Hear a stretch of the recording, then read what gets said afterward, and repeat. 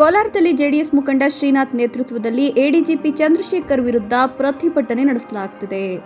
ಕೋಲಾರ ನಗರದ KSRTC bus ನಿಲ್ದಾಣದಲ್ಲಿ ರಸ್ತೆ ತಡೆ ನಡೆಸಿ ಪ್ರತಿಭಟಿಸಲಾಗುತ್ತಿದ್ದು, ಭ್ರಷ್ಟಾಚಾರ, ದುರ್ನಡತೆ ಮುಂತಾದ ಕ್ರಿಮಿನಲ್ ಕೇಸ್ಗಳಲ್ಲಿ ಚಂದ್ರಶೇಖರ್ ಭಾಗಿಯಾಗಿದ್ದಾರೆ ಅಂತ ಆರೋಪಿಸೋದರ ಜೊತೆಗೆ ನಮ್ಮ ನಾಯಕ ಎಚ್ಡಿಕೆ ವಿರುದ್ಧ ಅವಾಚ್ಯ ಪದಗಳನ್ನು ಬಳಸಿ ನಿಲ್ಲಿಸಿದ್ದಾರೆ. ಈ ಕೂಡಲೇ ಎಡಿಜಿಪಿ ಚಂದ್ರಶೇಖರ್ ಅಮಾನತು ಆಗಬೇಕು ಅಂತ ಆಗ್ರಹಿಸಿ ರಾಜ್ಯ ಸರ್ಕಾರ ಹಾಗೂ ಎಡಿಜಿಪಿ ವಿರುದ್ಧ ಧಿಕ್ಕಾರಗಳ ಘೋಷಣೆಗಳನ್ನು ಕೂಗ್ತಾ ಕೋಲಾರದಲ್ಲಿ ಜೆಡಿಎಸ್ ಮುಖಂಡ ಶ್ರೀನಾಥ್ ನೇತೃತ್ವದಲ್ಲಿ ಜೆಡಿಎಸ್ ಪ್ರತಿಭಟನೆ ಮಾಡ್ತಾ ಇದೆ.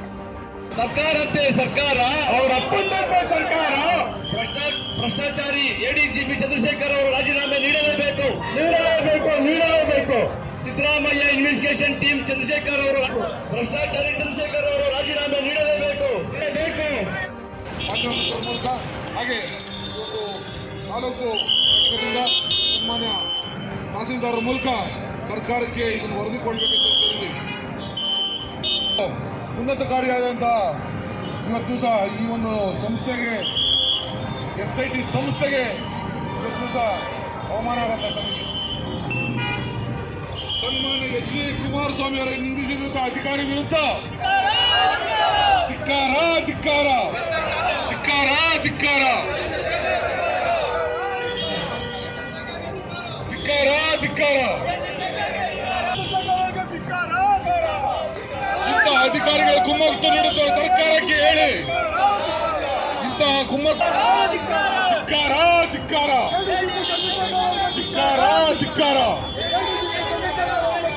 ಸರ್ಕಾರಂತೆ ಸರ್ಕಾರ, ಸರ್ಕಾರಂತೆ ಸರ್ಕಾರ. ಅಯ್ಯಯ್ಯೋ ಅಯ್ಯಯ್ಯೋ ಅಯ್ಯಯ್ಯೋ. ಸನ್ಮಾನ್ಯ ಕುಮಾರಸ್ವಾಮಿ ಅವರಿಗೆ ನಿಂದಿಸಿರ್ತಕ್ಕಂಥ ಸರ್ಕಾರಕ್ಕೆ, ಸನ್ಮಾನ್ಯ ಕುಮಾರಸ್ವಾಮಿ ಅವರಿಗೆ ನಿಂದಿಸಿರೋ ಸರ್ಕಾರಕ್ಕೆ ಅಯ್ಯಯ್ಯೋ.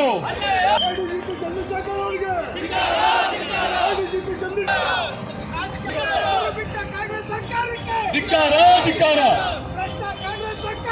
ಧಿಕ್ಕಾರ ಧಿಕ್ಕಾರ. ಜಿಪಿ ಚಂದ್ರಶೇಖರ್ ಅವರಿಗೆ, ಎಡಿಜಿಪಿ ಚಂದ್ರಶೇಖರ್ ಅವರಿಗೆ ಏನಾದ್ರೂ ಮಾನ ಮರ್ಯಾದೆ ಐತೆ ಅಂದ್ರೆ ಈ ಕೂಡಲೇ ಎಡಿಜಿಪಿ ಚಂದ್ರಶೇಖರ್ ಅವ್ರನ್ನ ಅಮಾನತು ಮಾಡಬೇಕು. ಇಲ್ಲದೆ ಹೋದ್ರೆ ನಾವು ಇನ್ನ ಮುಂದಿನ ಉಗ್ರ ಹೋರಾಟ ಮಾಡಬೇಕಾಗಿ ನಾವು ನಮ್ಮ ಶ್ರೀನಾಥ್ ಮುಖಾಂತರ ನಾವು ವಿಷಯ ತಿಳಿಸ್ತಾ ಇದ್ದೀವಿ. ಯಾವುದೇ ಕಾರಣಕ್ಕೂ ನಮ್ಮ